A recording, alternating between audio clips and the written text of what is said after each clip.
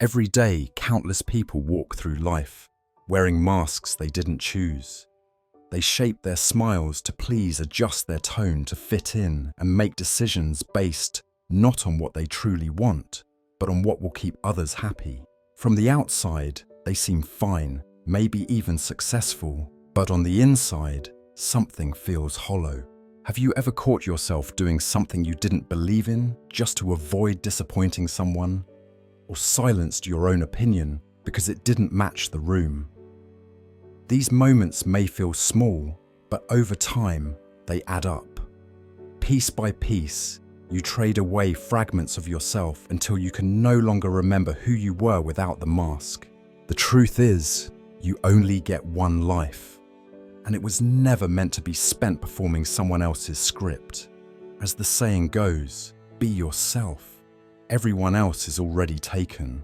Your unique thoughts, values, and quirks are not flaws to be hidden. They're the very reason you matter. But being yourself is not just about rejecting imitation. It's about making your life meaningful on your own terms. Try to make your life more meaningful, another saying reminds us. Meaning doesn't arrive by accident. It's built through the choices you make, the boundaries you set, and the courage you show in living honestly. In this journey, we will uncover why living for others can quietly erode your happiness, how to recognize when it's happening, and most importantly, how to reclaim the person you were meant to be, not by rebelling against everyone else, but by aligning your actions with what truly matters to you. Your turn. Are you living more for yourself or for others right now? Share your story in the comments. I read them all. And if you want more stories and insights to help you live with clarity, calm, and inner strength, hit subscribe and turn on the notification bell. Let's walk this path together. There is a quiet kind of suffering that doesn't come from obvious wounds or dramatic losses. It comes from living day after day without really knowing who you are. You wake up, go through the motions, fulfill expectations, tick boxes, and yet somewhere in the background, there's a faint hum of disconnection. You're present in your life, but not fully alive in it. This is what happens when personal identity, the deep sense of who you are and what you stand for, is blurred or absent. Personal identity is more than a list of labels, your name, your job title, your family roles. It's the constellation of your core values, your beliefs, your personality, your desires, your strengths and weaknesses. All the things that, when combined, make you distinct from every other human being on the planet. It's your inner compass, quietly guiding your choices, even when no one is watching.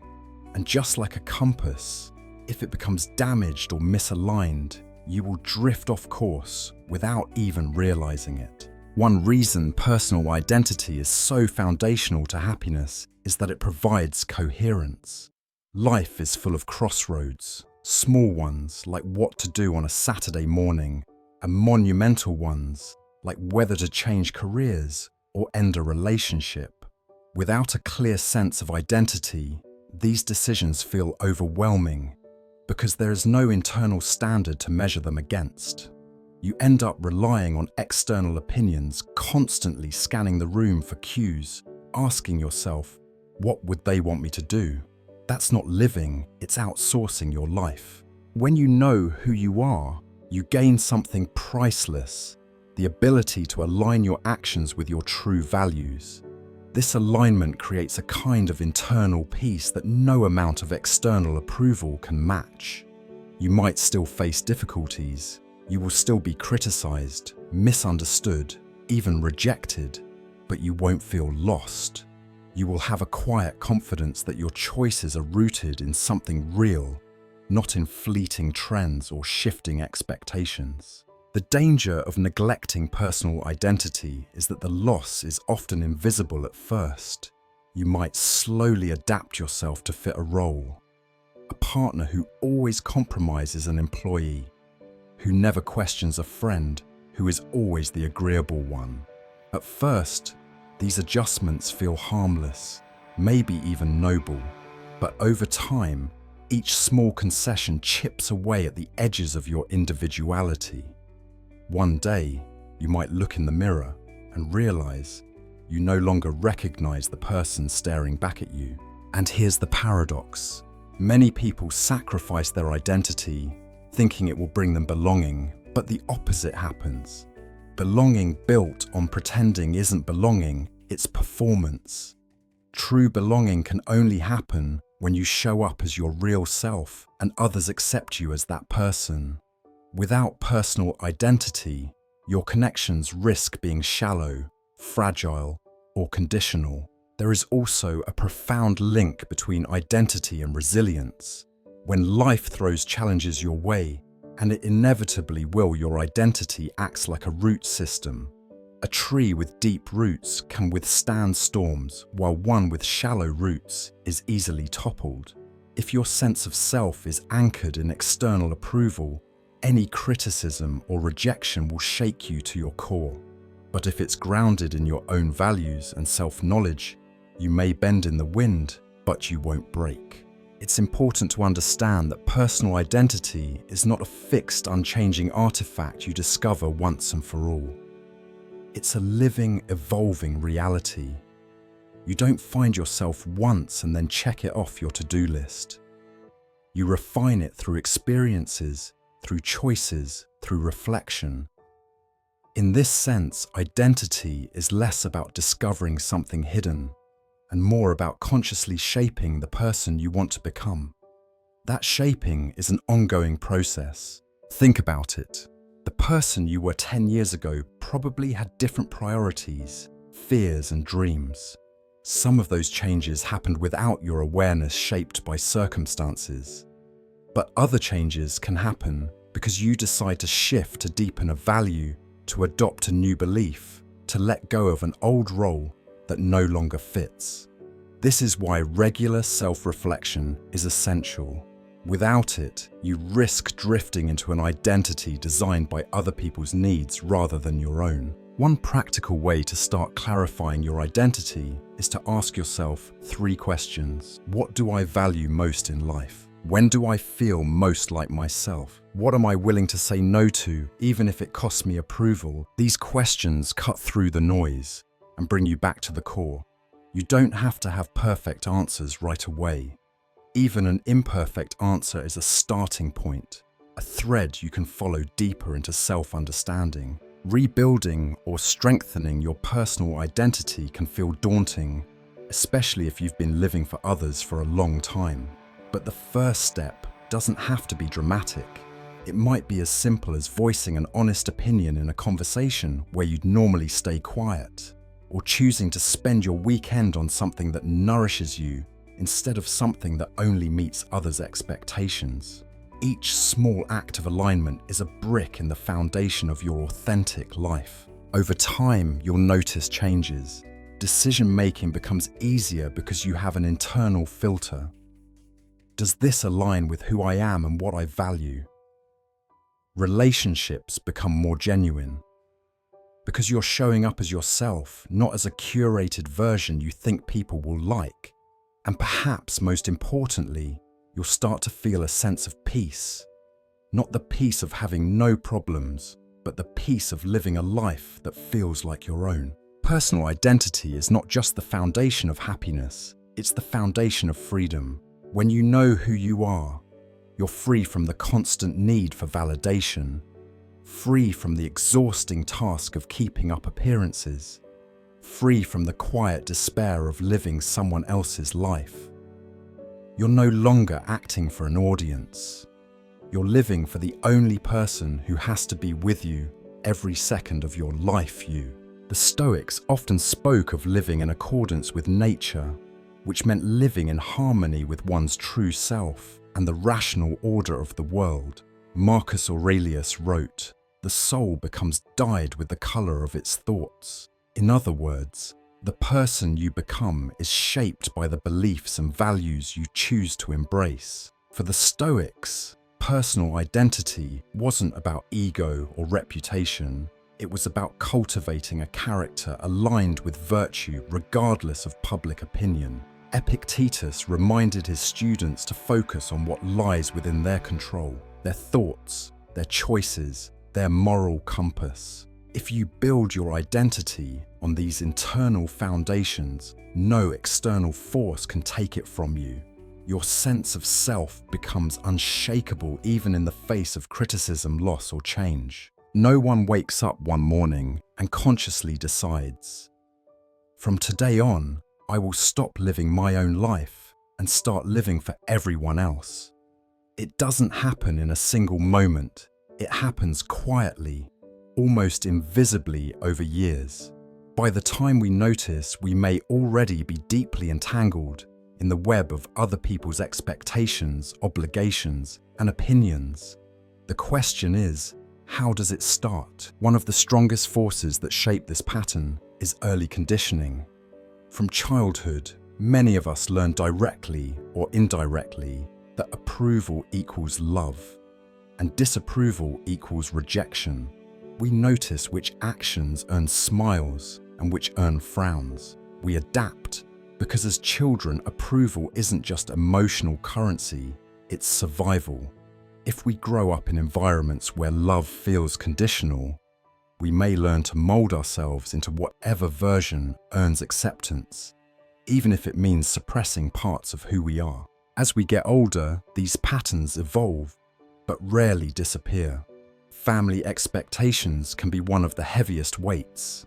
Parents may push us towards certain careers, lifestyles, or relationships, not always out of selfishness, but because they believe it's what's best. Sometimes these hopes are rooted in their own unfulfilled dreams or fears for our security. And because we love them or fear losing their approval, we comply. Then there's the influence of society and culture.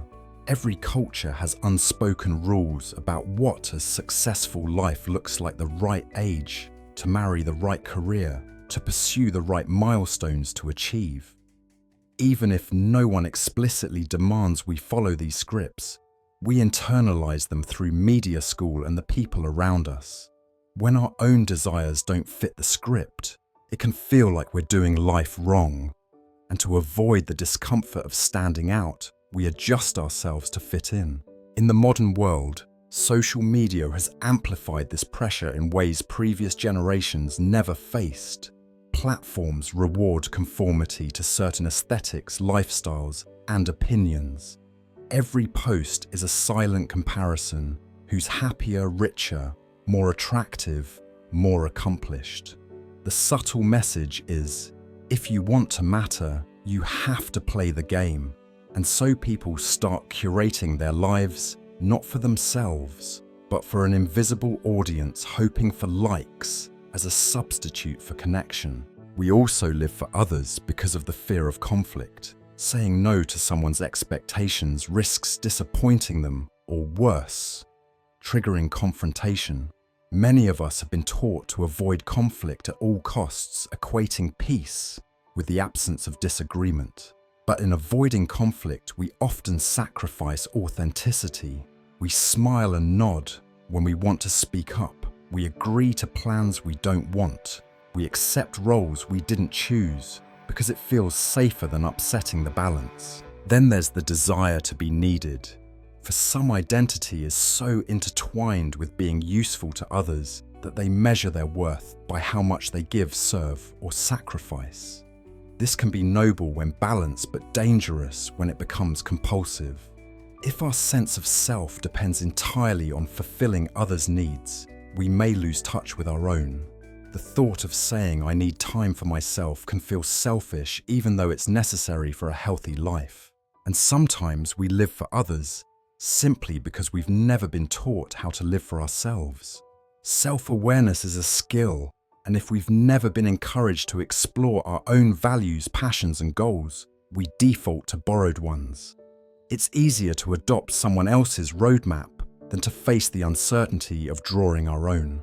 Interestingly, living for others doesn't always come from weakness.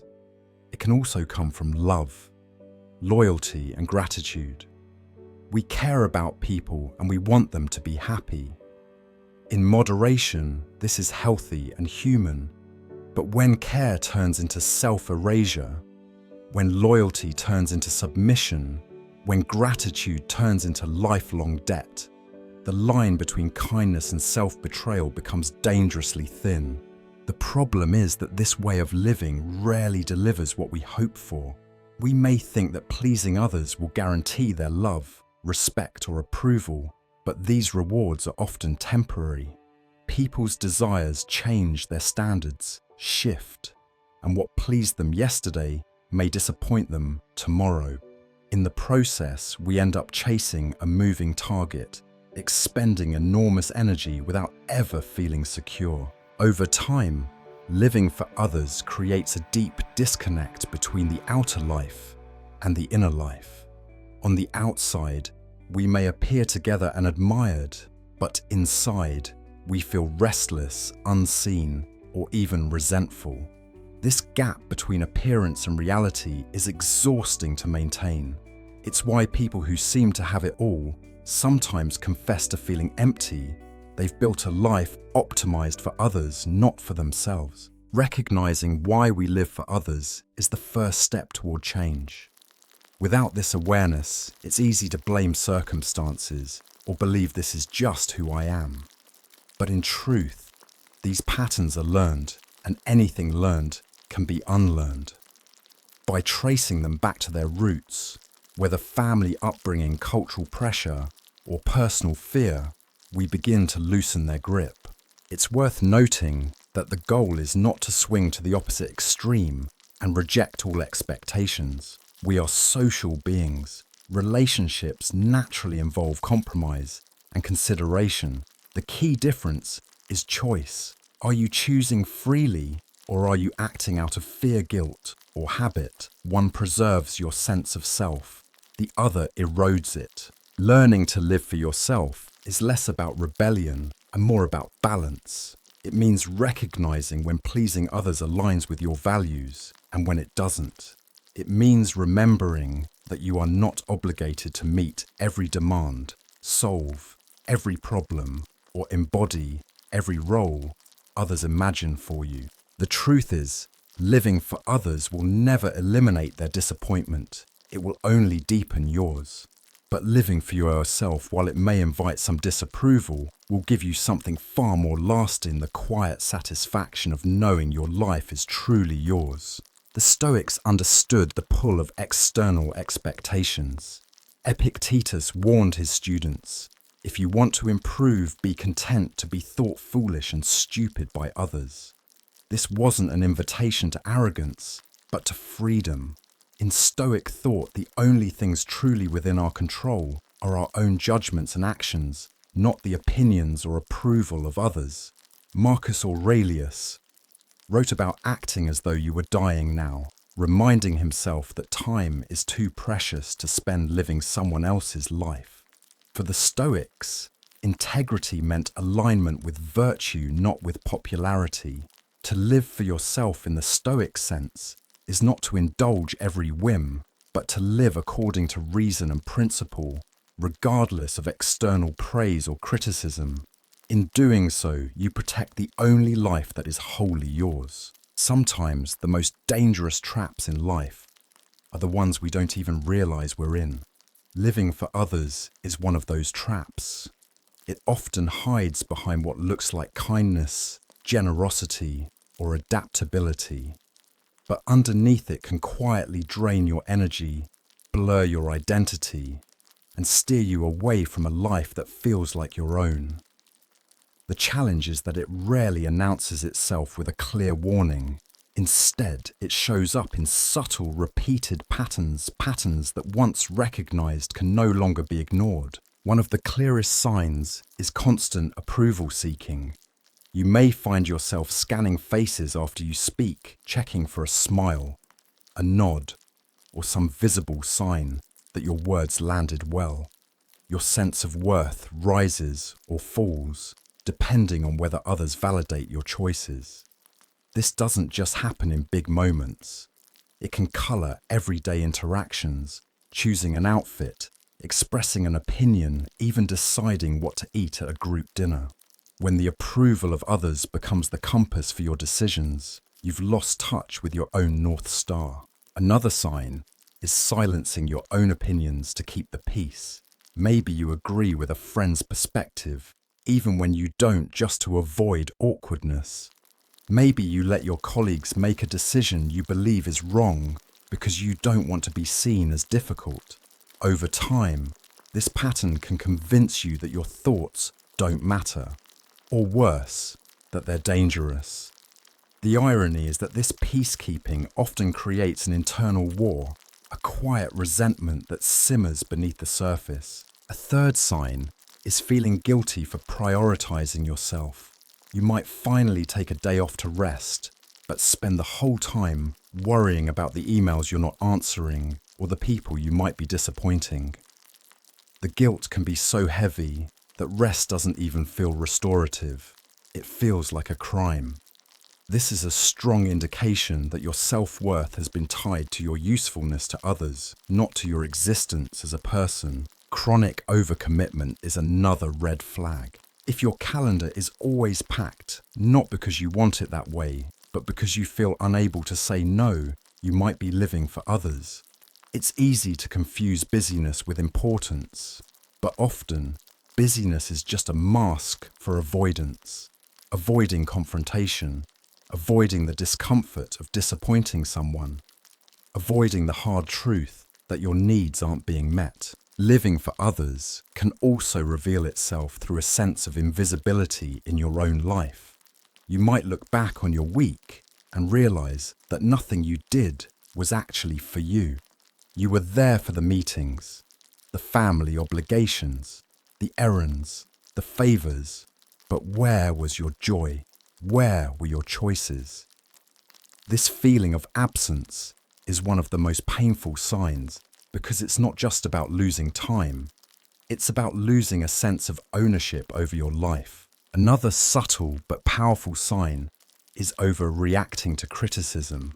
When your identity depends on how others see you, even mild feedback can feel like a personal attack. Instead of evaluating whether the criticism is valid, your mind rushes to panic. They think, I'm not good enough. I've failed them. This reaction isn't about the feedback itself. It's about the fear of losing approval. A deeper, more hidden sign is feeling disconnected from your own desires. Ask yourself, if no one else's opinion mattered, what would you be doing right now? If your answer comes slowly or not at all, it's possible you've spent so long adapting to others' needs that you've forgotten your own. This loss of self-connection doesn't happen overnight. It's the result of years of small compromises, each one erasing a little more of your voice. There's also the physical toll. Your body often notices before your mind does. Maybe you feel a heaviness in your chest when agreeing to something you don't want to do. Maybe your shoulders tense every time you see a certain name pop up on your phone. Chronic stress, frequent fatigue, or even unexplained aches can all be the body's way of signaling that you're living out of alignment with yourself. Then there's the inability to celebrate your own wins. If you can't feel proud of something until someone else praises it, or if you downplay your achievements so they don't overshadow others, you might be stuck in the pattern of living for external validation. Over time, this robs you of the joy and motivation that comes from internal pride. Finally, one of the most telling signs is resentment without clear cause. You may find yourself irritated at people you care about, even when they haven't done anything overtly wrong. This often happens when you've been overgiving without replenishing yourself. It's not that you don't love these people. It's that you've been giving from a place of obligation, not from genuine choice. Recognizing these signs is not about blaming yourself. These patterns often start as survival strategies. Seeking approval, avoiding conflict, or putting others first may have helped you navigate your family school or early relationships. But what protects you in one chapter of life can imprison you in the next. The moment you name these patterns, you open the door to change. The key is to notice without judgment. If you spot yourself nodding along to something you disagree with, pause and reflect afterward. If you feel that familiar rush of guilt when you set a boundary, remind yourself that this discomfort is part of unlearning the habit of self-erasure. Change doesn't happen by flipping a switch. It happens through awareness repeated over time until the patterns loosen their hold. Living for others is not a life sentence. It's a habit, and habits can be broken. But before you can rebuild a life that's truly yours, you have to see with clear eyes the places where you've been living for someone else's approval instead of your own values. Awareness is the first act of reclaiming your life. The Stoics would view these signs as evidence that you've placed your happiness in things outside your control, chiefly the thoughts and reactions of others. Epictetus famously taught that freedom begins when we stop attaching our well-being to external events. If your peace depends on someone's approval, you've handed them power over your life. Marcus Aurelius urged himself to be like the rock that the waves keep crashing over. It stands unmoved, and the raging of the sea falls still around it. Recognizing the patterns of living for others is like realizing the waves will never stop, but you can choose to be the rock. By grounding yourself in your own reason and virtue, you create a foundation that no amount of disapproval or criticism can shake. In the short term, living for others can feel harmless, even rewarding. You please people. You avoid conflict. You're seen as agreeable, dependable, easy to work with. On the surface, it might seem like a win-win. They're happy, and you're not in trouble. But the trouble with this way of living is that it compounds over time. The longer you put other people's needs and expectations ahead of your own, the more you erode the foundation of your identity, relationships, and well-being. One of the most insidious long-term consequences is losing your sense of self. At first, you might just adapt in small ways, changing how you speak, what you wear, or what you pursue. But years of micro-adjustments slowly strip away your unique traits until you become a version of yourself designed to be acceptable rather than authentic. Eventually, you may find it hard to answer the simplest questions. What do I really want? What do I actually believe? Without clear answers, decision-making becomes paralyzing because there's no inner compass to guide you. Closely tied to this is chronic dissatisfaction. When your life is built around other people's values and priorities, even your successes can feel hollow. You might reach milestones that were supposed to bring happiness, a certain job title, a marriage, a house, and feel an emptiness you can't explain. That's because achievements borrowed from someone else's definition of success rarely satisfy the soul. Over time, this disconnection can turn into a quiet despair, the sense that life is passing by without you truly living it. There's also the emotional toll of self-betrayal. Every time you say yes when you mean no, or hide a part of yourself to maintain approval, you send yourself a subtle but powerful message. My needs and truth don't matter. Over the years, this internalized message erodes self-respect. And without self-respect, confidence begins to collapse. Not in a dramatic way, but in slow, quiet increments, until you feel undeserving of more than what you currently have. Living for others long-term also distorts your relationships. On the surface, you may appear close to people, but the connection is built on a curated version of yourself. Because you've never let them see the real you, they formed bonds with an illusion. This makes relationships fragile when you eventually assert your true preferences or boundaries. The shift can feel like betrayal to them, even though it's actually honesty. Some relationships may fall apart under this pressure, not because of the truth itself, but because they were never based on it to begin with. Another consequence is increased vulnerability to manipulation. When your identity and worth hinge on keeping others happy, you become an easy target for people who know how to exploit that need. They can guilt you into actions against your own interest, keep you in unhealthy dynamics, or pressure you into choices you don't agree with, knowing you'll likely comply to avoid conflict or rejection. Over time, this erodes not just your freedom, but your trust in your own judgment. Living for others also stunts personal growth. Growth requires risk, trying new things, making mistakes, sometimes facing disapproval. But if you're constantly aiming to avoid judgment, you'll gravitate towards safe, approved paths. Years can pass without you realizing you've been stuck in the same patterns, not because you lack ability, but because you feared stepping outside someone else's comfort zone. And when opportunities finally pass you by, regret can settle in like a shadow that follows you everywhere. The body, too, keeps the score. The physical consequences of prolonged self-suppression are real. Chronic stress from living out of alignment can manifest as fatigue, headaches, muscle tension, digestive issues, and even compromised immunity.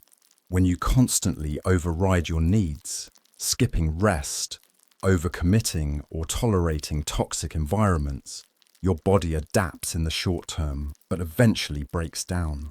What begins as small aches or low energy can escalate into serious health problems. Perhaps one of the most painful long-term effects is resentment, both toward others and toward yourself. Resentment toward others arises when you feel unappreciated or taken for granted after years of giving. Resentment toward yourself comes from knowing deep down that you've allowed your own needs to be neglected. And resentment, once it takes root, can poison even the best-intentioned relationships. Then there's the risk of a crisis of identity. For some, the wake-up call comes suddenly after a major life change, like a breakup, job loss, or the death of someone who shaped their choices. When the structure of living for others collapses, you may feel both liberated and terrified. Without the familiar scaffolding of external approval, you're left with a vast, open question. Now what? If you've spent decades avoiding that question, it can feel overwhelming to start answering it. And yet perhaps the most profound loss is the loss of time. The years you spend living for others are years you can't get back. You may wake up one day and realize that the things you wanted to try, the places you wanted to go, the parts of yourself you wanted to explore, those moments are now memories of opportunities never taken. This realization can be heartbreaking, not because it's too late to change, but because it's proof of how easily a life can slip into autopilot when lived for someone else's comfort. Recognizing these long-term consequences is not meant to spark shame. It's meant to awaken urgency, because while you can't rewrite the past, you can reclaim the present. Every day you choose to honor your own values, desires, and truth, you interrupt the cycle. You begin to rebuild the self-respect, clarity, and autonomy that living for others has worn down. The truth is, the cost of living for others is always greater than the cost of disappointing them. The temporary discomfort of saying no or standing in your truth is nothing compared to the lifelong ache of never having lived as yourself. The sooner you recognize this, the sooner you can choose a path that leads not just to acceptance from others, but to peace within yourself. The Stoics would see the long-term consequences of living for others as the natural outcome of placing your happiness in things beyond your control. Epictetus warned, "If you wish to be free, do not wish for things that belong to others." Approval, praise, and acceptance belong to others. They are never truly ours. Marcus Aurelius reflected on the brevity of life, urging himself not to waste it on things that do not belong to his own nature. To the Stoics, the highest loss was not wealth, status, or even health. It was the loss of virtue and integrity. Living for others compromises both slowly pulling you away from reason and from the life you are meant to live. The remedy is to anchor yourself in what is yours alone, your judgments, your actions, and your moral character. At first, it seems harmless. You pick up a phrase someone else uses because it sounds clever. You mimic a style because it earns compliments. You adjust your opinions to match the crowd just for this conversation. These small moments of imitation seem like nothing, but repeated over time, they start to weave a second skin around you. Without realizing it, you're no longer living as yourself. You're living as a composite of everyone you think you should be. The danger is not just that you're pretending, it's that you begin to forget the difference between the mask and the face. You may have adopted someone's ambitions because they seemed impressive, or taken on their habits because they were praised for them. You may have even reshaped your personality to fit an image that plays well in your social circle or online. Eventually, it becomes unclear whether your preferences are truly yours or simply borrowed. The world loves to reward conformity. When you act in ways people already understand, they respond warmly. They know how to label you, how to categorize you, how to keep you in their story without disruption. But these rewards are double-edged. The more praise you receive for playing a role, the more invested you become in keeping that role alive, even if it means suffocating the parts of you that don't fit the script. Being someone else often begins in subtle acts of self-protection. Maybe you learned early on that showing your real feelings led to ridicule or rejection, so you developed a more acceptable version of yourself, one that would be praised instead of criticized. Over time, this version took over. It felt safer, but safety came at the cost of authenticity. The longer you inhabit this borrowed self, the more it impacts your relationships. People may admire or even love you, but they're responding to the image you've crafted, not to your true self. This creates a fragile dynamic. Their affection feels conditional because deep down, you know they haven't met the unedited version of you. Every compliment, every expression of approval carries a shadow of doubt. Would they still feel this way if they saw the real me? Another subtle cost is the loss of originality. When you filter your life through what's already been done or approved, you shrink the space for creativity. You're less likely to take risks, explore unconventional ideas, or speak an unpopular truth. Instead, you stick to the familiar grooves carved by others. You might still achieve things, but they'll feel like echoes rather than original songs. Living as someone else can also create a deep fatigue. Maintaining a facade is hard work. You're always checking yourself. Does this sound right? Will they approve? Am I keeping the story consistent? This constant self-monitoring drains your energy, leaving less room for the spontaneous, joyful moments that make life feel vibrant. Over years, this fatigue can harden into emotional numbness, as if you're watching your own life from behind glass. There's a kind of grief hidden in this way of living, a grief for the self you've abandoned.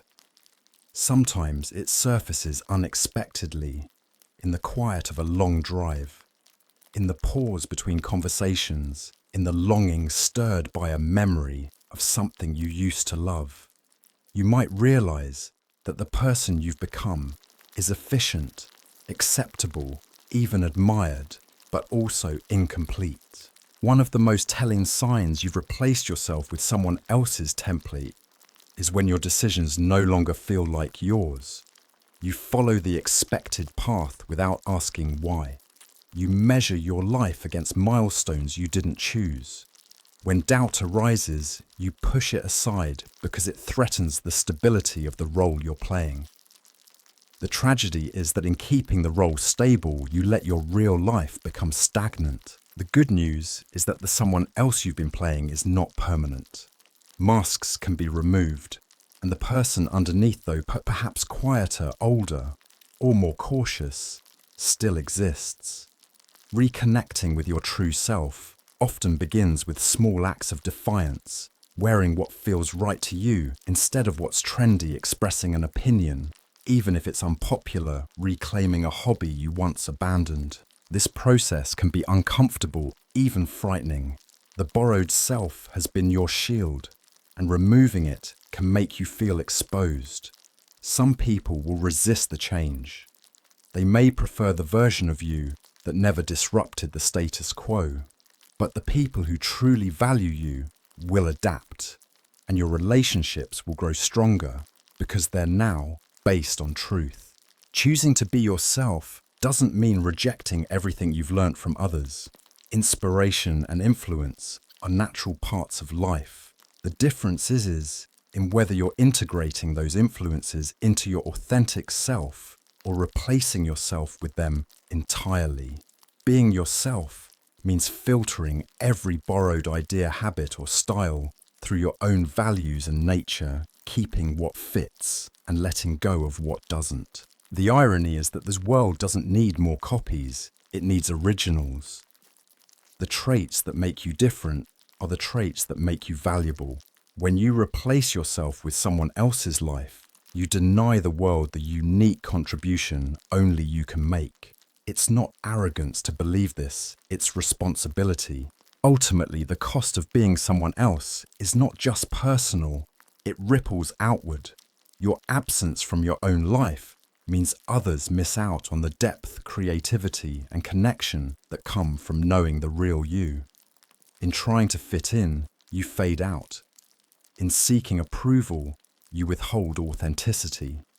And in playing a part, you forget that you were meant to be the author. The truth is, you can't outdo someone at being themselves, but you can be unmatched at being you. The question is whether you're willing to trade the comfort of imitation for the challenge and reward of authenticity. The Stoics would see being someone else as a kind of self-exile, a voluntary abandonment of one's rational nature. Marcus Aurelius wrote, "The soul becomes dyed with the colour of its thoughts." If those thoughts are borrowed entirely from others, your soul takes on a colour that is not your own. Epictetus urged his students to know who you are and adorn yourself accordingly, meaning that virtue comes from acting in harmony with your nature, not in imitation of another's. To a Stoic, replacing yourself with someone else's image is a loss of agency, because you've surrendered the one thing truly under your control, your own mind. The path back is to examine every action and ask, is this mine, or am I wearing it for show? In that question lies the beginning of freedom. There's a particular heaviness that comes from moving through life without a sense of meaning. You can be busy from morning until night, achieve milestones, others applaud, and still feel a quiet emptiness that no amount of activity can fill. That's because busyness is not the same as purpose, and accomplishment is not the same as meaning. Meaning is the thread that connects what you do to why you do it. And without that thread, life can feel like a pile of disconnected moments, impressive on the surface, but hollow at the core. The motivation to live a meaningful life often starts with a simple but unsettling question: what am I actually living for? This question can arrive in many ways: in the aftermath of a loss, during a period of burnout, or in the quiet hours when the noise of daily obligations fades. Sometimes it comes when you've checked all the boxes, career, relationship, possessions, and are left wondering why the satisfaction you expected never arrived. It's in those moments that you realize meaning doesn't just happen, it's something you must actively cultivate. Meaning gives direction. It's like having a map in a vast landscape. Without it, you can wander endlessly, mistaking movement for progress. With it, even the smallest steps feel purposeful. When you have meaning, you can endure discomfort, make sacrifices and face challenges without collapsing under their weight. As Viktor Frankl, the Holocaust survivor and psychiatrist, wrote, "Those who have a why to live can bear almost any how." But finding that why isn't a one-time epiphany, it's a process. The The first step is recognizing that meaning is personal. No one else can hand you yours. People may inspire you, mentors may guide you, traditions may offer frameworks, but the substance of your meaning must come from the intersection of your values, passions, and choices. This is why copying someone else's life rarely works. It may have meaning for them, but it will not have the same depth for you. Living meaningfully also requires redefining success. In a culture obsessed with measurable achievements, titles, income, likes, followers, it's easy to assume that meaning must be tied to scale. But meaning is not about impressing the largest audience. It's about creating alignment between your inner life and your outer actions. That might mean building a business that reflects your values, or it might mean raising a child with love and integrity. Or it might simply mean living each day with honesty and kindness, even when no one notices. Sometimes meaning emerges from contribution. When you know that your actions help others, even in small ways, it can create a sense of significance that goes beyond personal gratification. This doesn't mean sacrificing yourself entirely. It means finding ways for your strengths and passions to intersect with the needs of the world around you. A nurse who chooses their profession out of compassion. A teacher who believes in the potential of their students. A craftsman who creates beauty for others to enjoy. All are living examples of meaning in action. Yet meaning isn't only found in giving to others, it's also in honoring yourself. It's in pursuing what lights you up, even if it doesn't make sense to anyone else. It's in refusing to live by scripts that drain you and in choosing paths that challenge you to grow. Often these personal pursuits are the very things that end up inspiring or benefiting others, even if that was never the primary goal. A meaningful life is rarely the easiest life. It demands choices that may confuse or disappoint others. It requires saying no to opportunities that look good on paper but don't resonate in your soul. It may mean taking risks, starting over in a new career, ending a relationship, moving to a place where you know no one, because you know that staying put would cost you something far greater than security. The motivation to live meaningfully grows stronger when you confront the reality that life is finite. It's not a morbid thought, it's a clarifying one. Knowing that time is limited forces you to ask whether the way you're spending your days is how you want to spend your life. It sharpens your awareness of what truly matters and strips away the illusion that you can always get to it later. Living meaningfully also protects you against the disorienting effects of hardship. Without meaning, adversity feels like meaningless suffering. With meaning, even pain can be woven into a larger narrative of growth, resilience, and transformation. You can look back at struggles not as wasted years, but as chapters that shaped your strength and deepened your perspective. Of course, there will be seasons when meaning feels distant. That's normal. In those times, it helps to focus on small intentional actions. Write in a journal, help a neighbor, spend time in nature, create something. These acts may seem insignificant, but they can reignite the sense that your life touches something bigger than itself. Meaning often reveals itself not in grand gestures, but in consistent, mindful living. Ultimately, the motivation to live a meaningful life comes from knowing that this is your one chance to inhabit your existence fully. No one else can live it for you, and no amount of approval or imitation can substitute for the fulfillment of being in alignment with your own truth. When you commit to that alignment, you start to notice a shift. Your days feel more intentional, your relationships more genuine, your choices more empowered.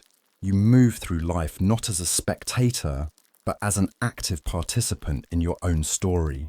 For the Stoics, a meaningful life was one lived in accordance with virtue, wisdom, courage, justice, and temperance, regardless of external circumstances. Marcus Aurelius often reminded himself that life's value is measured not by its length, but by how well it is lived. Epictetus taught that true freedom comes from focusing on what is within our control, our thoughts, actions, and moral choices, rather than chasing things that belong to others. To live meaningfully in the Stoic sense is to act with purpose in every moment, knowing that life's brevity demands integrity over approval. This perspective strips away the noise of societal pressure and redirects energy toward what endures character contribution and inner peace.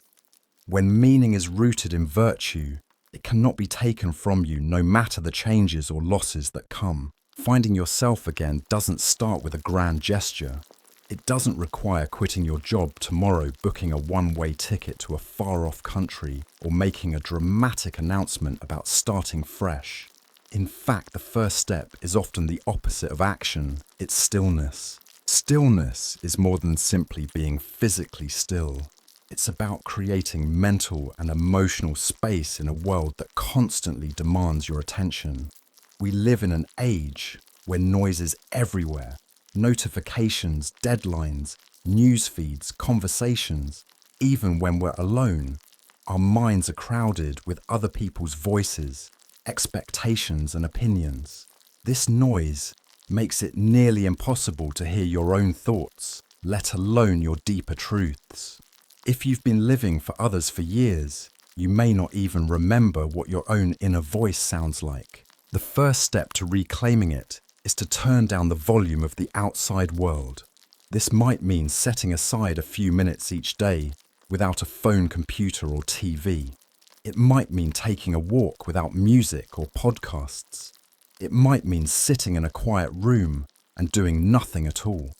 At first, this can feel uncomfortable, even boring. You might feel an urge to do something because you're so used to constant stimulation. But if you can resist that urge, something remarkable happens. The initial discomfort fades and a subtler awareness begins to emerge. Stillness gives your mind a chance to settle like muddy water, becoming clear when left undisturbed.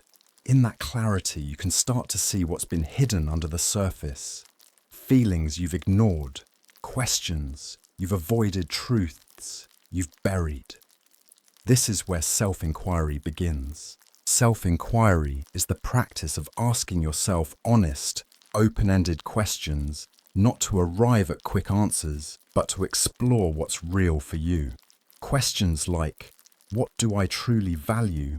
What am I doing because I want to? And what am I doing because I think I should? What would I pursue if no one else's opinion mattered? The key is to approach these questions without judgment. If you discover that much of your life has been shaped by fear of disapproval, don't use that as fuel for self-criticism. See it instead as useful information. These realizations are like landmarks on a map. They show you where you've been and help you decide where you want to go. Journaling can be a powerful tool for this process. Writing forces you to slow down and give shape to your thoughts. You don't need to write beautifully or even coherently. The goal is to get what's in your head onto paper, where you can look at it from a new perspective. Over time, patterns will emerge, recurring desires, values, and frustrations that can guide your choices moving forward. Meditation too can help you reconnect with yourself. Contrary to popular belief, meditation isn't about emptying your mind. It's about noticing what's there without getting swept away by it. By practicing this kind of observation, you develop the ability to watch your thoughts and feelings without being ruled by them. This distance can be invaluable when you're trying to separate your true desires from the ones you've inherited from others. Stillness and self-inquiry also require patience. If you've been disconnected from yourself for a long time, you can't expect instant clarity. The first answers you uncover might be incomplete or even uncomfortable. You may realize that your current life doesn't align with your values, or that you've been chasing goals you don't truly care about. These insights can be unsettling, but they are also liberating.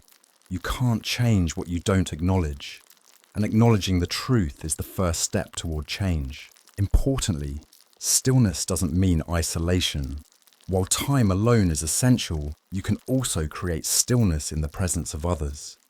This might mean listening deeply in a conversation instead of planning your reply or sharing your thoughts without rushing to please.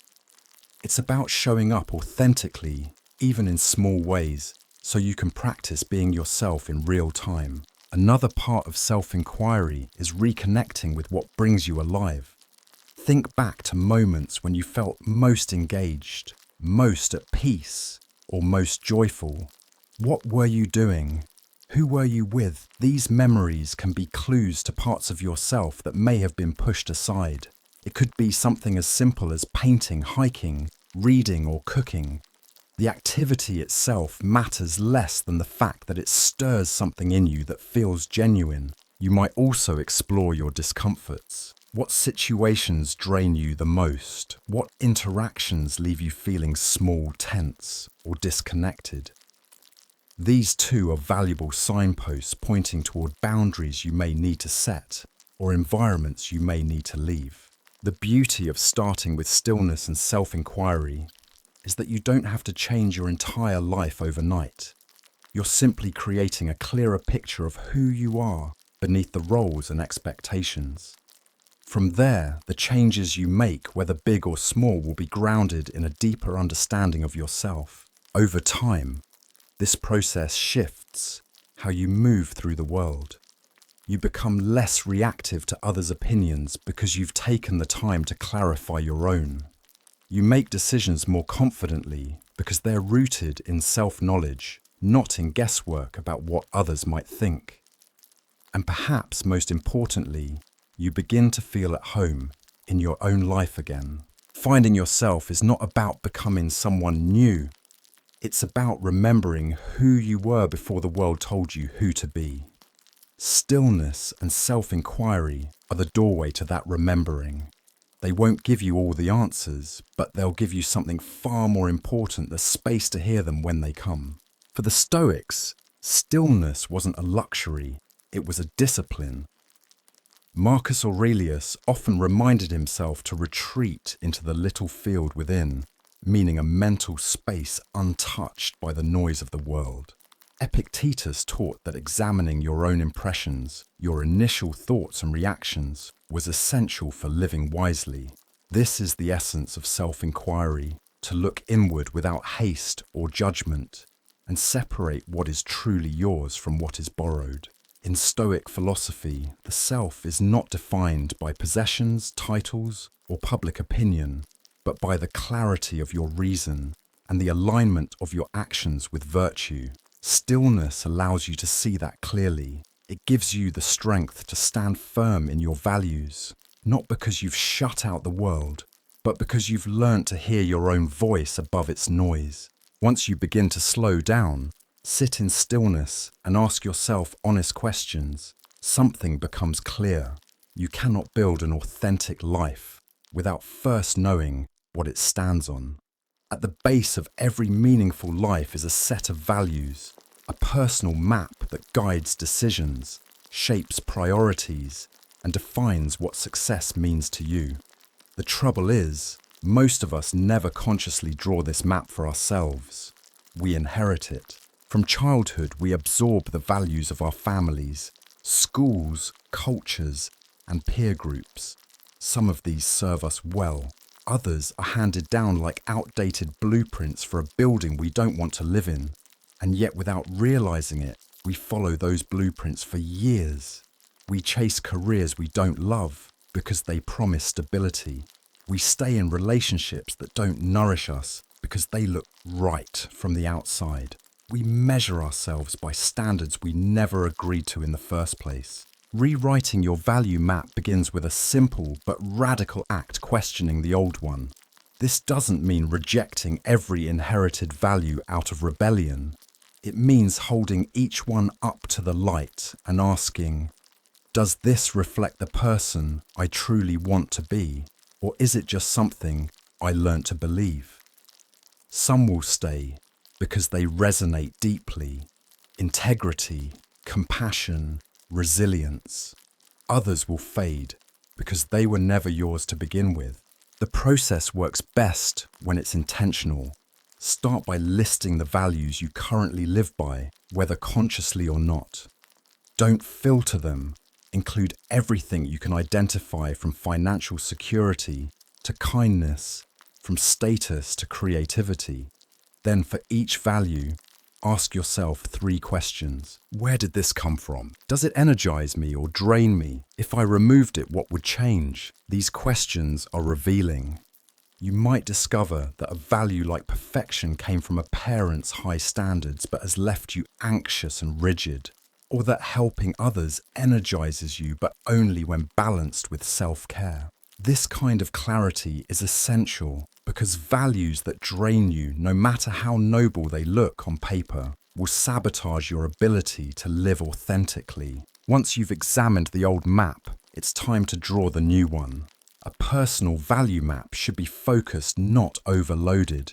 Choose 3 to 5 core values that truly feel like yours. Any more than that, and you risk diluting their impact. These should be values you would choose, even if no one else approved, values you would still hold on to if everything else in your life changed. Defining these core values is just the beginning. The real power comes from translating them into action. If freedom is one of your values, what does that look like in your daily life? Does it mean having flexibility in your work schedule, or making sure your finances allow for independence? If connection is a core value, how will you nurture it through deep conversations, shared experiences, or showing up consistently for loved ones? Without practical steps, values remain abstract ideals. This is where many people stumble. It's easy to declare a value. It's harder to live it when it's inconvenient. Living by your value map requires commitment, especially in the face of external pressure. If one of your values is honesty, it will be tested when telling the truth might cost you approval. If your value is creativity, it will be challenged when the world tells you to be practical. Rewriting your value map isn't just an exercise, it's a lifelong practice of alignment. It's also worth noting that your value map will evolve.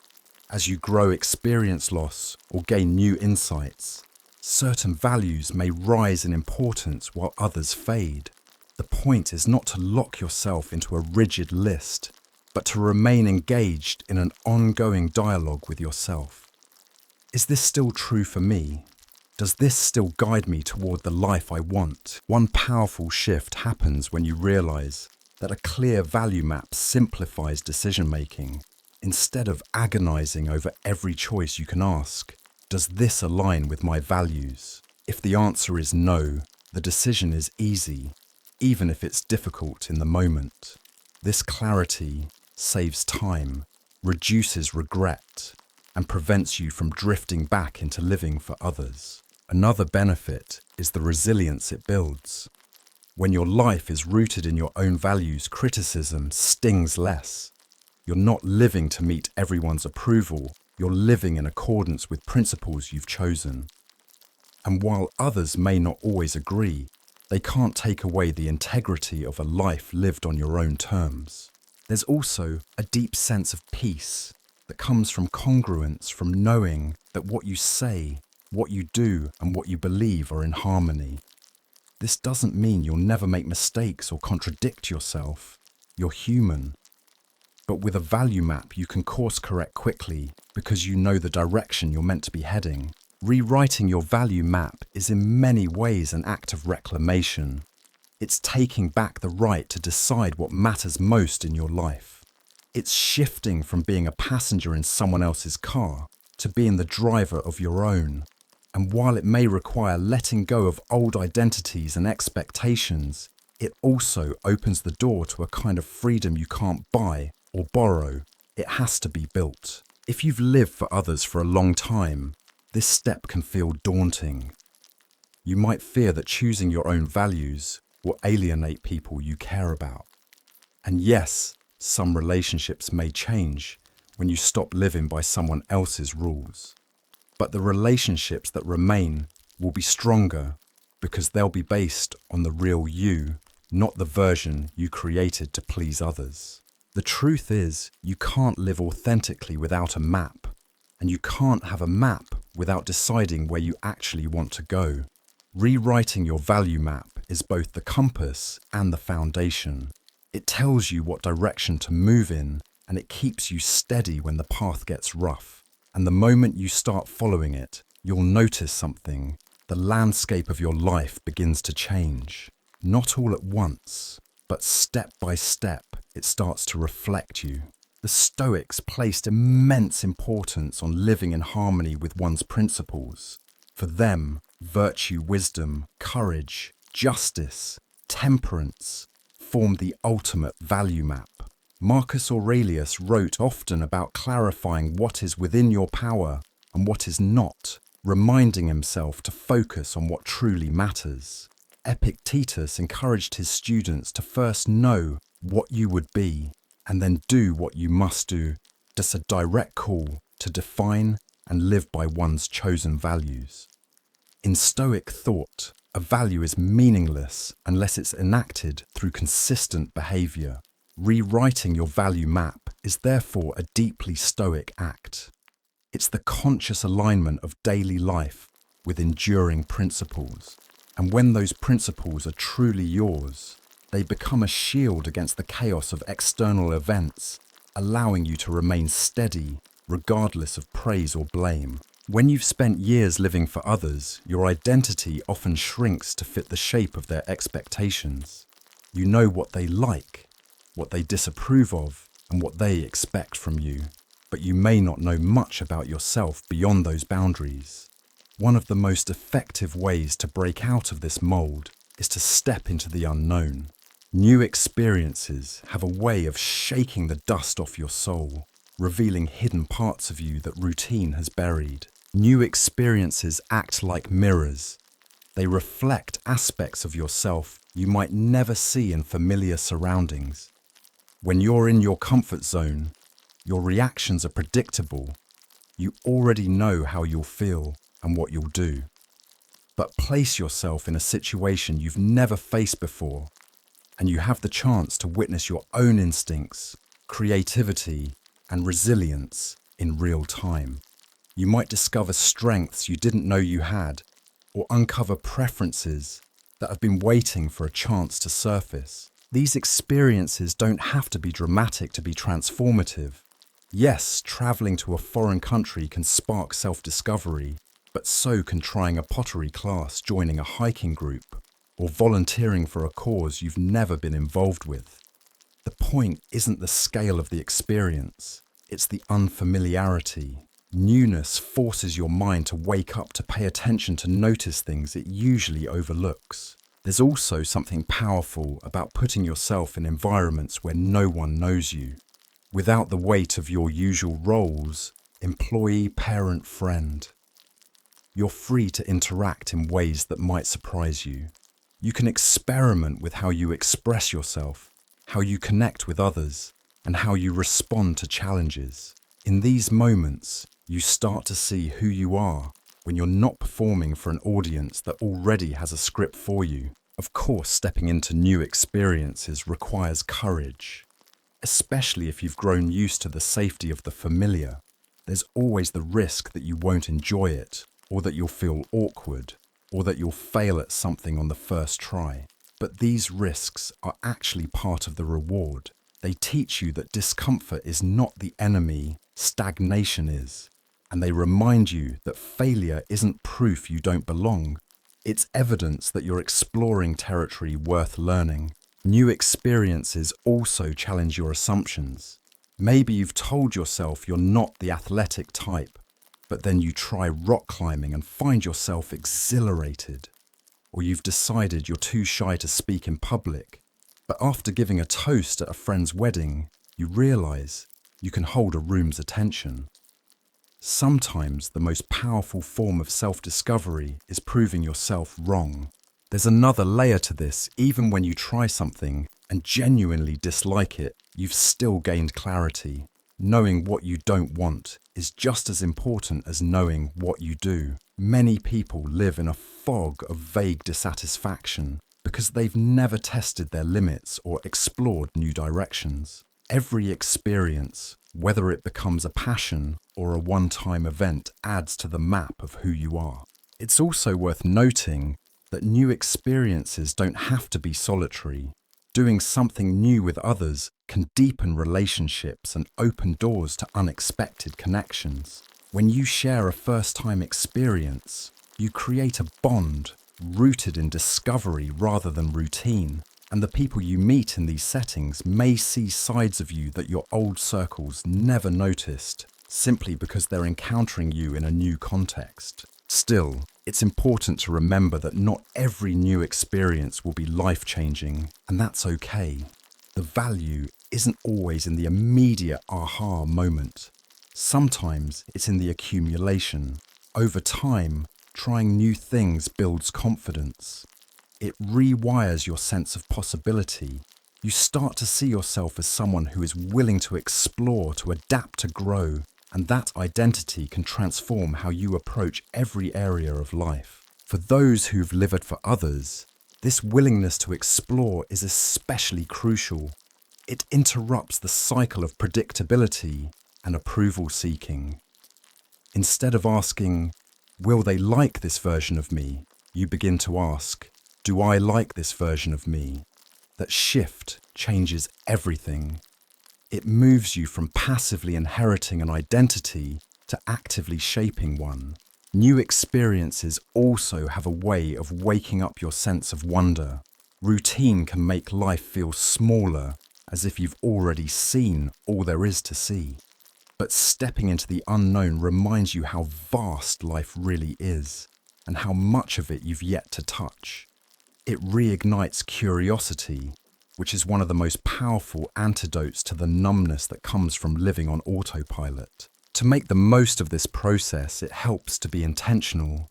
You don't have to say yes to every opportunity, but you can commit to seeking out at least one new experience each month.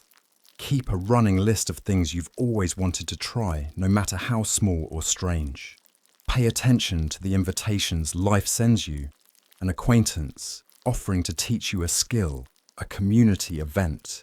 You've never attended a path in your city you've never walked. And remember, the goal isn't to collect impressive stories, it's to collect pieces of yourself. Each new experience is like adding another color to your palette. Some will become the dominant shades of your life, others will only be accents, but together they create a richer, more nuanced picture of who you are. When you open yourself to new experiences, you're making a statement: I am not finished discovering myself. And that is a deeply liberating truth. No matter how much of your life has been shaped by others, there is always more to uncover. The world is full of doors, and each one you open has the potential to lead you closer to yourself. The Stoics valued experience as a means of testing and strengthening one's character.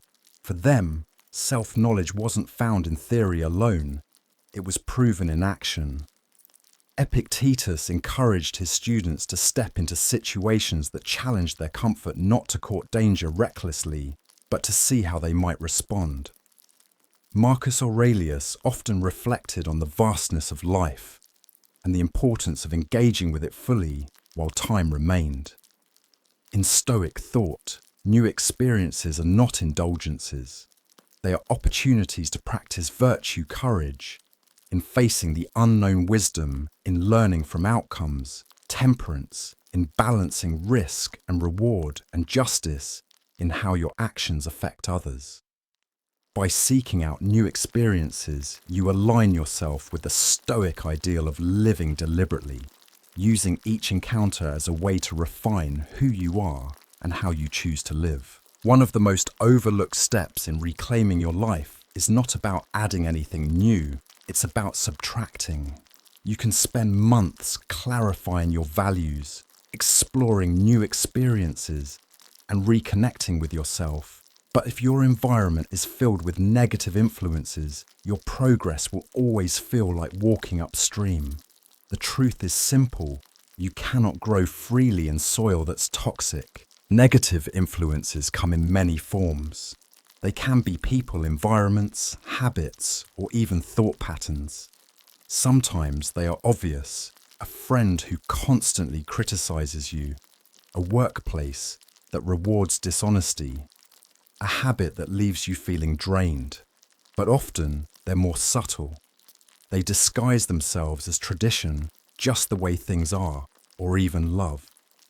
These influences don't always look harmful at first glance, but over time, they shape your choices, your mindset, and your sense of what's possible. The first step in removing them is to identify them honestly. This can be uncomfortable because it often means confronting parts of your life you've tolerated for years. Ask yourself, who or what consistently leaves me feeling smaller, weaker, or less hopeful? Where do I feel I have to shrink to fit in? Which habits pull me away from the person I want to become? People are one of the most powerful influences in our lives, for better or worse. There are those who encourage your growth, challenge you to think deeper, and celebrate your victories. And then there are those who subtly undermine you, whether through constant negativity, backhanded compliments, or a refusal to acknowledge your boundaries. Some may not mean harm. They may simply be stuck in their own patterns of fear or scarcity. But intention doesn't erase impact. If someone's presence consistently erodes your self-belief or pulls you away from your values, it's worth reconsidering how much space they occupy in your life. Negative environments can be just as corrosive. A workplace that thrives on gossip and politics will slowly warp your perception of trust. A community where everyone measures worth by status will make it harder to live by your own standards. Even your physical space matters if your home is cluttered and chaotic. It can subtly keep your mind in the same state. The environments we inhabit don't just reflect our state of mind, they reinforce it. Then there are the habits and routines that undermine your growth. These might be obvious: staying up too late, scrolling through social media, skipping exercise, or avoiding important conversations. Or they might be harder to spot, like overcommitting to please others or consuming media that constantly stirs up fear or outrage. Over time, these habits become so normal you stop questioning them even as they quietly drain your energy and attention. Removing negative influences is not the same as avoiding discomfort. In fact, growth often requires leaning into discomfort, learning new skills, having hard conversations, confronting your own flaws. The difference is that discomfort tied to growth strengthens you, while negative influences diminish you without offering anything in return. Sometimes removing a negative influence means setting clear boundaries. This can be as simple as limiting the time you spend with a certain person, or as significant as ending a relationship altogether. It might mean saying no to projects that conflict with your values, or stepping away from social circles where you feel pressured to compromise yourself. Boundaries are not walls to keep the world out. They are fences with gates. You control letting in what nurtures you and keeping out what harms you. Other times, it means changing your environment. This could be physical, reorganizing your space so it feels calm and supportive, or finding new places to work or spend time. Or it could be social, seeking out communities that share your values, where authenticity is not only accepted, but encouraged. When you place yourself in a healthy environment, growth becomes less of a battle and more of a natural response. Removing negative influences also requires dealing with the ones in your own mind. Self-doubt, perfectionism, and the need for external validation can be as damaging as any toxic person. These inner patterns often have deep roots in past experiences, but they can be shifted with awareness and practice. Start noticing when these thoughts arise and challenge them with questions. Is this true? Is it helpful? Does it align with who I want to be over time? you'll learn to replace self-sabotaging narratives with ones that support your growth. It's important to acknowledge that this process can be messy. Letting go of negative influences often means facing loss of familiarity, loss of relationships, loss of identities you've worn for years. You may feel guilt for stepping back from people you care about, even if they harm you. You may fear the loneliness that comes with leaving an environment before you found a better one. These feelings are real, but they are also temporary. What lasts is the space you create for the right influences to take root. The act of removing negative influences sends a message to yourself. I deserve a life that supports my growth, not one that undermines it. This shift in self-respect changes everything. You start to see that your time, energy, and attention are precious resources, and that you have the right to spend them where they matter most. As the negative influences fade, you'll notice more mental clarity, more emotional energy, and more capacity to engage with the things that matter to you. Decisions become easier because you're no longer making them under the weight of constant interference. You'll begin to notice opportunities that were always there, but hidden behind the noise of other people's agendas. Removing what harms you is not the end of the journey. It's the clearing of the ground. In that clear space, you can plant the values, relationships, and habits that will help you grow. But the clearing must come first. You can't build a strong foundation on soil that's still poisoned by the remnants of what you've outgrown. The Stoics were clear about the company you keep. Epictetus warned that spending time with people who live carelessly will inevitably influence your own character. Marcus Aurelius advised himself to avoid the companionship of those who do not lift you up. For the Stoics, removing negative influences was not about judgment. It was about protecting the integrity of your inner life. They believed that your mind is like a garden. What you allow in will either nourish or choke what you're trying to grow. By setting boundaries with harmful people, environments, and thoughts, you're practicing the Stoic principle of focusing on what is within your control. You may not control the existence of negative influences, but you can control whether they take root in your life. And in doing so, you create space for virtue, clarity, and resilience to flourish. There's a small word that can change the direction of your life. No. It's just 2 letters, a single syllable. Yet for many people it feels heavier than 1,000. Saying no can stir guilt, fear, and anxiety. It can trigger memories of being told you are selfish or ungrateful. It can make you worry that others will withdraw their love, respect, or approval.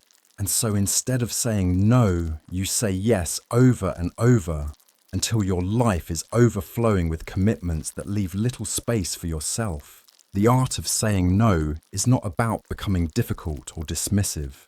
It's about recognizing that your time, energy, and attention are finite resources and choosing to invest them where they matter most.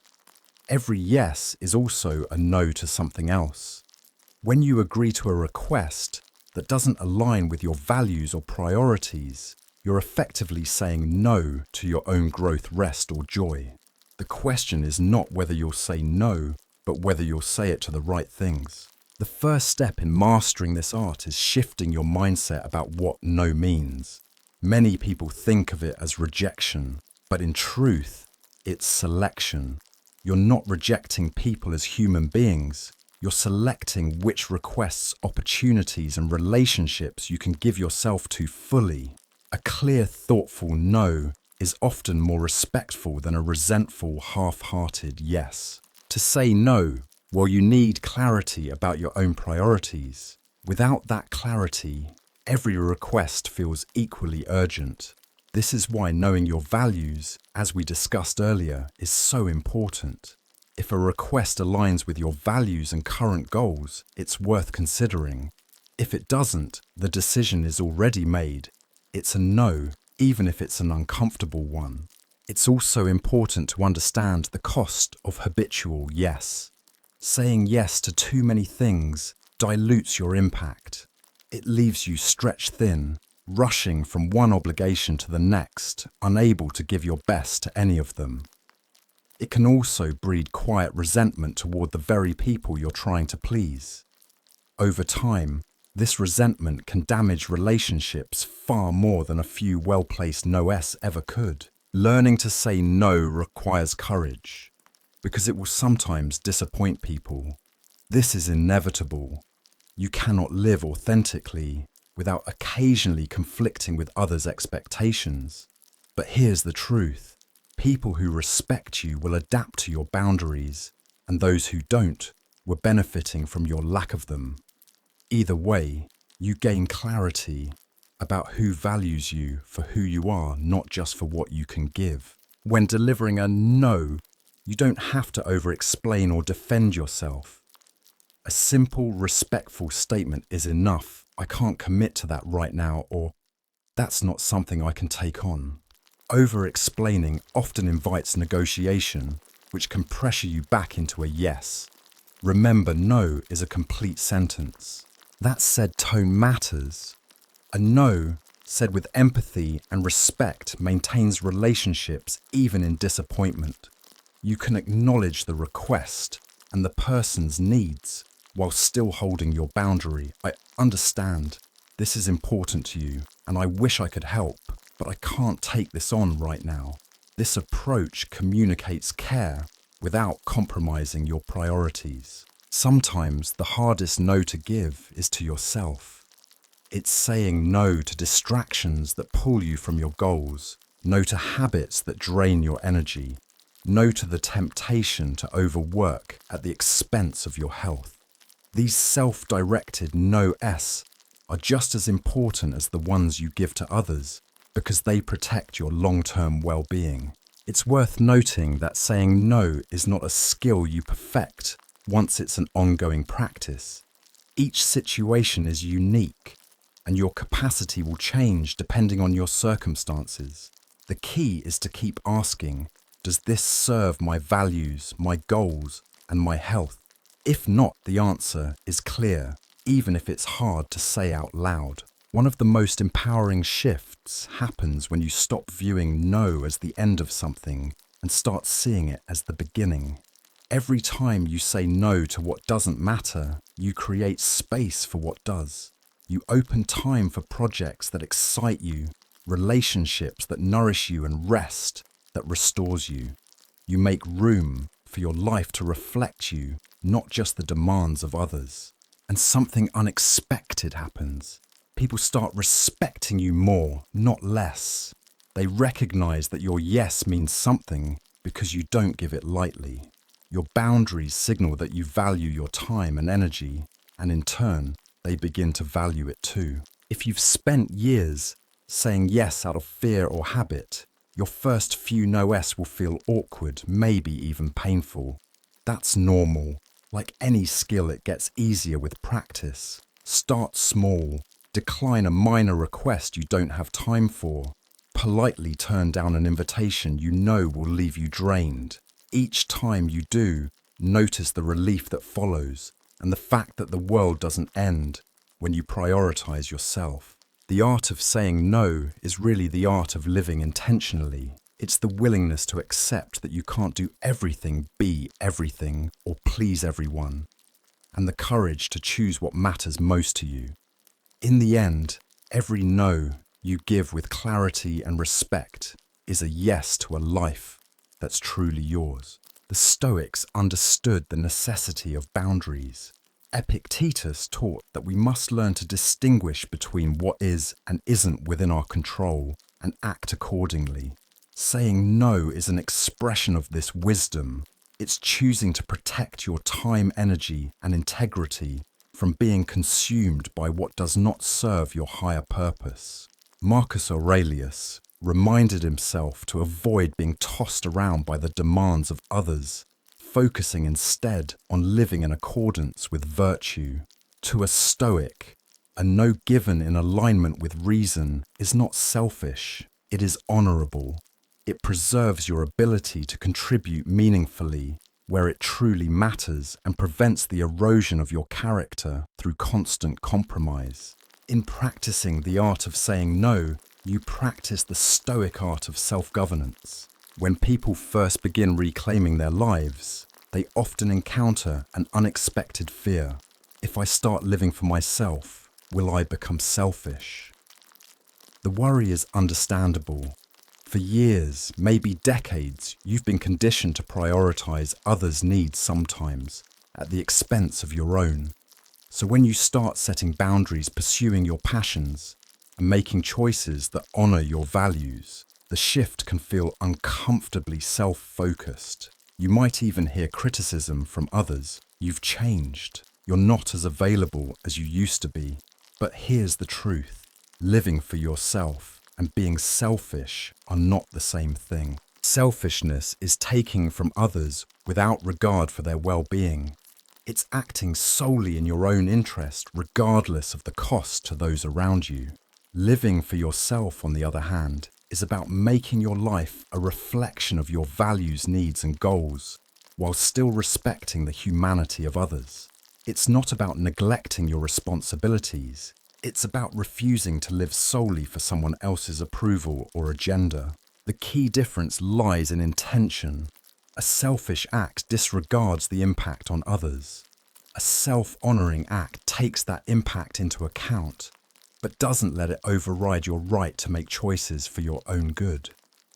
It's the difference between saying, I'll do whatever I want, and you'll just have to deal with it, and saying, I care about you, but I need to do this for my well-being.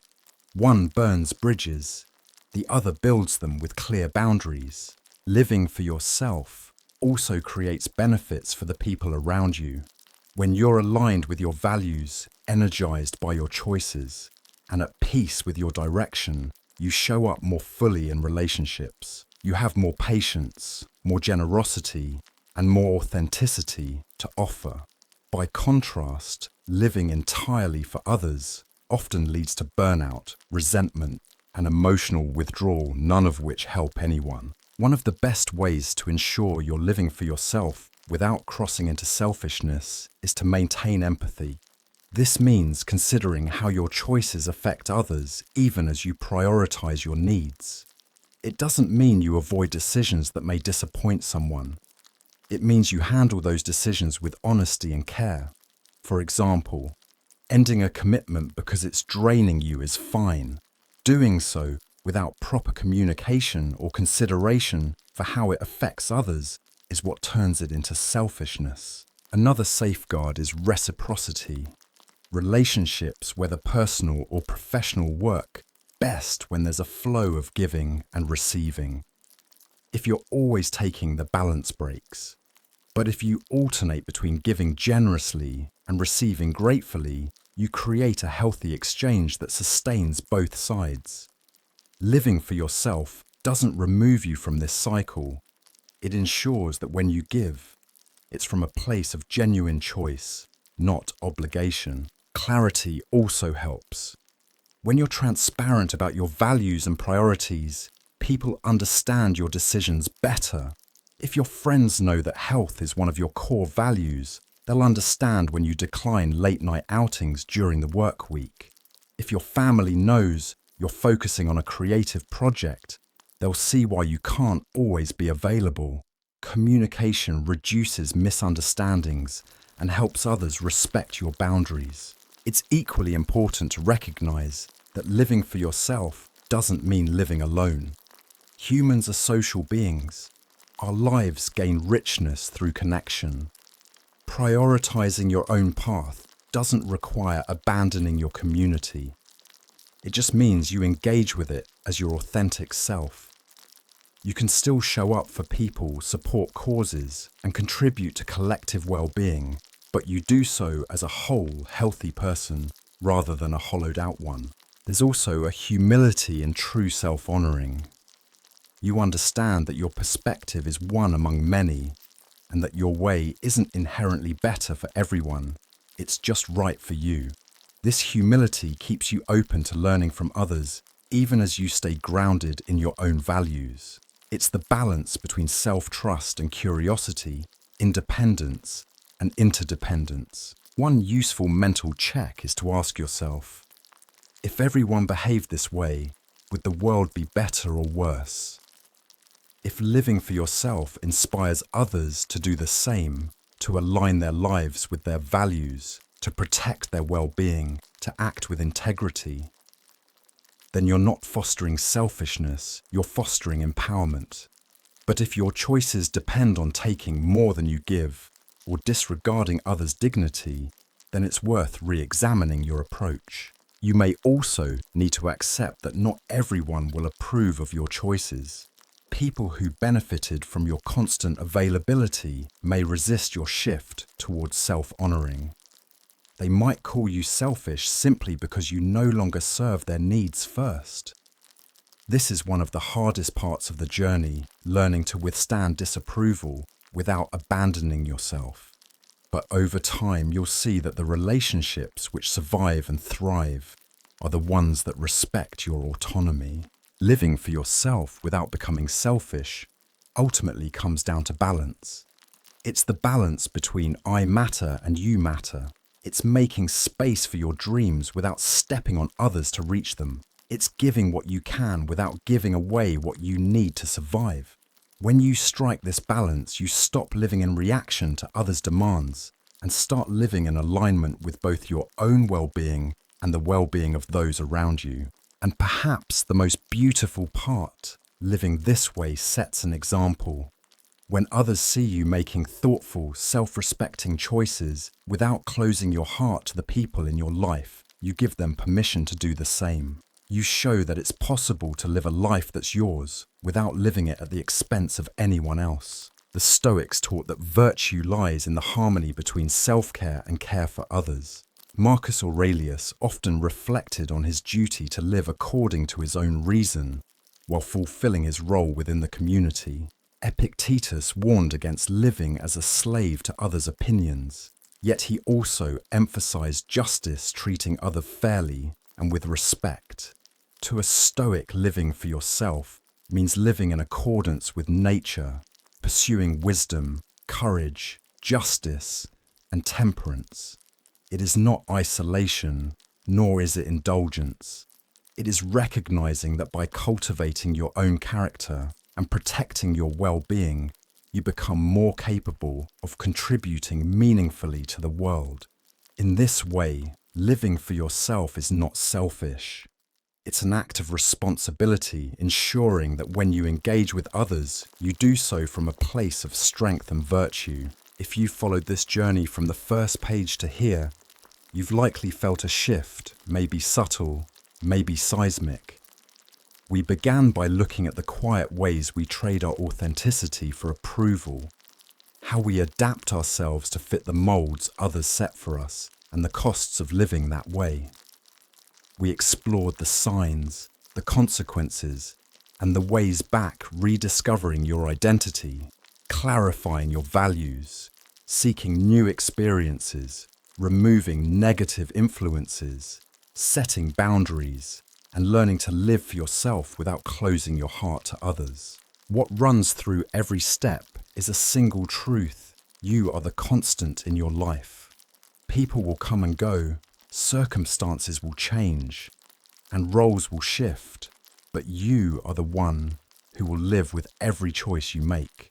When you stop living for others and begin living in alignment with your values, you're not turning your back on the world. You're finally meeting it as your whole self.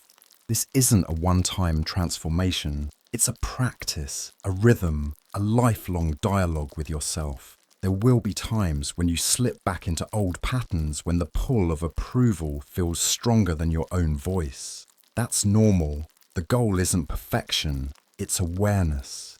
Each time you notice, you have a choice. Each choice is an opportunity to return to yourself. And perhaps that's the most important lesson returning. No matter how far you've drifted, you can always come back. Back to stillness.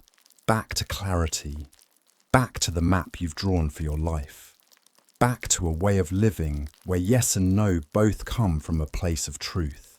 So the question now is simple but not easy. If you stopped living for others today, what would change? Answer it honestly. Then take one small step, just one, toward that answer. Because the life you want is not waiting for someone else's permission, it's waiting for yours.